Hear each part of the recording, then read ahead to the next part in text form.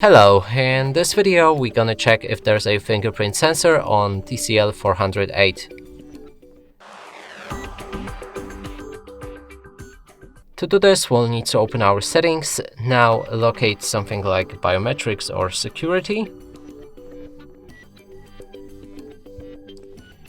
And there's a fingerprint, which already confirms that this device does have it. Now let's try to locate it.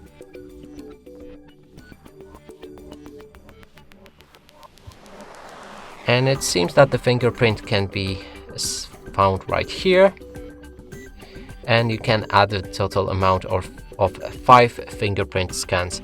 And that's it for this video. Hope you like it. Please consider subscribing to our channel, leave a like and a comment below.